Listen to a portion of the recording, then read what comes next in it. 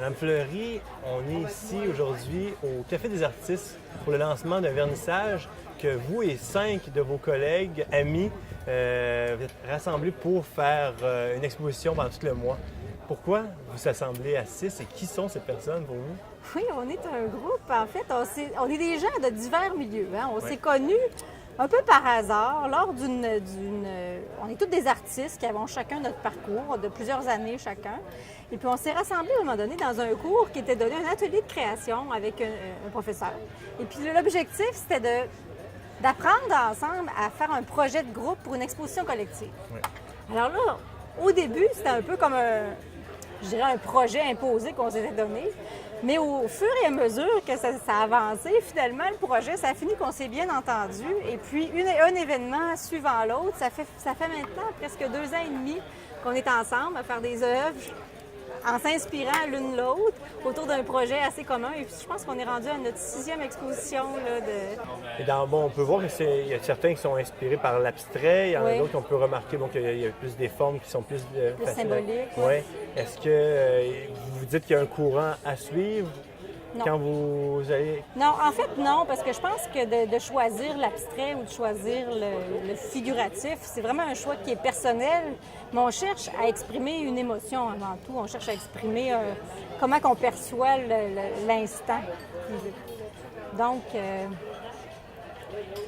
je pense que c'est une façon de s'exprimer, là, de choisir l'abstrait ou le figuratif ou le symbolique.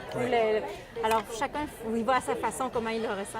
Et il y en a qui pouvaient s'exclure de temps en temps pour peindre à la maison? Oui, ça arrive. Là. Parfois, c'est sûr qu'on a notre démarche, on continue à la maison, mais sauf que l'objectif de l'exposition, c'est vraiment d'avoir une dynamique qui tourne autour d'un thème commun là, pour essayer qu'il y ait une certaine unité quand même, parce qu'on ne voulait pas que ça fasse une juxtaposition d'artistes, mais vraiment un collectif qui parle d'un sujet, là, chacun sa façon. Je pense à Judith, entre autres, qui a une formation professionnelle en design, qui est en lien plus avec les arts.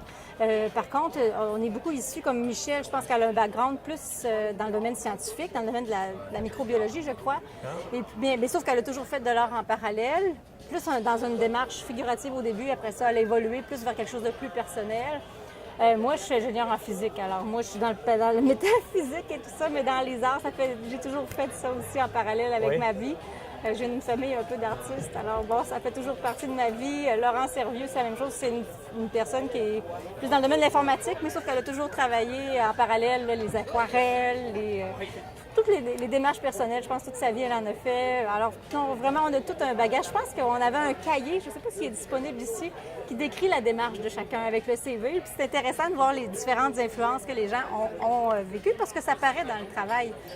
Alors, on a beaucoup travaillé autour du thème de l'instant présent. Hein. C'est le thème, la couleur de l'instant. Donc, c'est comment le moment nous inspire chacun, puis comment chacun, à travers sa propre démarche artistique, arrive à intégrer ce thème-là dans ses œuvres. Alors, on a fait plusieurs œuvres en travaillant ensemble, en s'inter-influençant, je dirais, en travaillant dans le même local. Oui.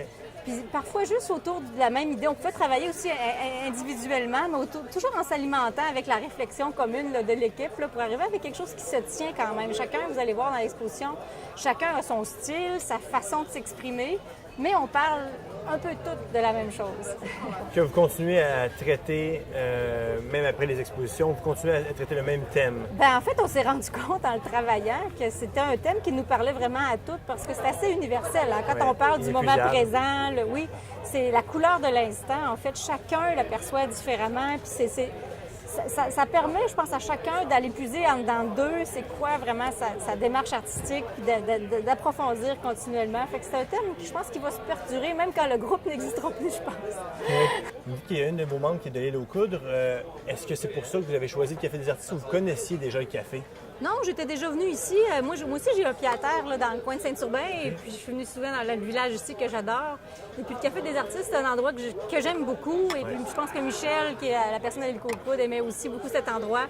C'est un endroit qui est petit. Il n'y a pas beaucoup d'espace d'accrochage, mais je pense que ça assure aussi une proximité des clients avec les œuvres. Puis ça, c'est une autre dimension qu'on n'a pas des fois comme une salle comme à Paul McDerrick. Là, les gens peuvent passer de loin là, puis effleurer. Alors que là, quand tu manges, tout ton repas à côté du temps de la regarder. Tu prends le temps et puis Ouais. là, il y a un autre rapport qui s'installe avec l'œuvre. Fait que je pense que je trouve ça intéressant, ce petit volet-là. Puis tous les membres du groupe là, aimaient ça aussi, cette idée-là, là, de ne pas juste faire des galeries, faire également des cafés comme ça, Ouais. sympathiques. Il y a une chaleur Pour, supplémentaire. Oui, Et qu'est-ce que vous avez comme projet pour la suite? Est-ce qu'il y a une autre exposition à venir? oui, bien dans ce cycle-là, on s'est donné quand même une fin à notre cycle parce que là, ça faisait quand même une couple d'années là, qu'on était sur le projet.